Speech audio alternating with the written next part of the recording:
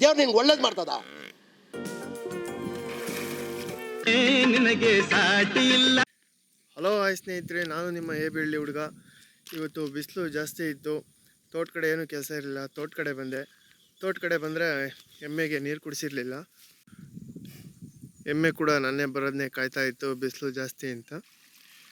ತೊಟ್ಟಿ ಹತ್ರ ಬಂದು ನೋಡಿದೆ ಸ್ನೇಹಿತರೆ, ತೊಟ್ಟಿ ಕೂಡ ಖಾಲಿ ಆಗಿಬಿಟ್ಟಿತ್ತು. ಅದಕ್ಕೆ ಎಮ್ಮೆ ನನ್ನನ್ನೇ ನೋಡ್ತಾ ಇತ್ತು. ಪಂಪ್ ಸೆಟ್ ಆನ್ ಮಾಡೋಣ ಅಂತ ಪಂಪ್ ಸೆಟ್ ಕಡೆ ಹೋದೆ. ಪಂಪ್ ಸೆಟ್ ಕಡೆ ಹೋದರೆ ಆದರೆ ಪಂಪ್ ಸೆಟ್ಟಲ್ಲಿ ಕರೆಂಟ್ ಕೂಡ ಹೊರಟೋಗಿತ್ತು.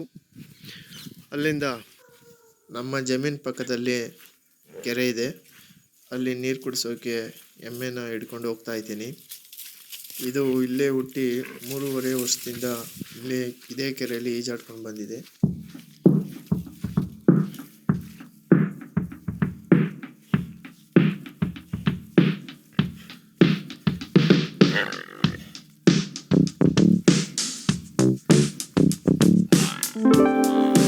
ಅವ್ರ ಹೆಂಡ್ರು ಮಕ್ಕಳು ತಣ್ಣಗ ಇರ್ಲಿ, ನಮ್ಮ ಹೊಟ್ಟೆ ಎಷ್ಟು ಉರ್ಸ್ತಾವ್ರೋ ಆ ಭಗವತ್ನ ನೋಡಿದ್ರೆ.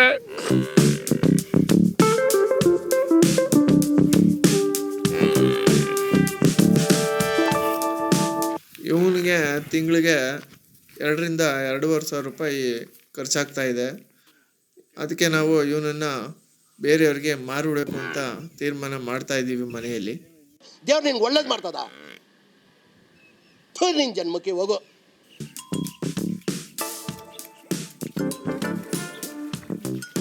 ಯಾರೇ ಕೂಗಾಡಲಿ, ಊರೇ ಹೋರಾಡಲಿ, ನಿನ್ನ ನೆಮ್ಮದಿಗೆ ಭಂಗವಿಲ್ಲ. ಎಮ್ಮೆ ನಿನಗೆ ಸಾಟಿ ಇಲ್ಲ. ಬಿಸಿಲು ಮಳೆಗೆ ಬಿರುಗಾಳಿ ಚಳಿಗೆ ನೀ ಅಳುಕದೆ ಮುಂದೆ ಸಾಗುವೆ.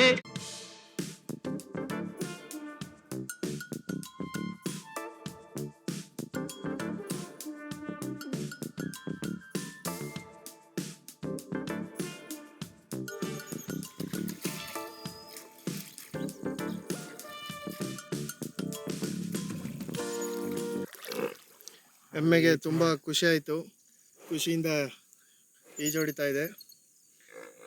ನೋಡಿ ಸ್ನೇಹಿತರೆ, ಎಮ್ಮೆ ಸಾಕಿರೋರು ಈ ಥರ ಕೆರೆ ಪಕ್ಕದಲ್ಲಿದ್ದರೆ ಕೆರೆಗೆ ಬಿಟ್ಟರೆ ತುಂಬ ಒಳ್ಳೆಯದು.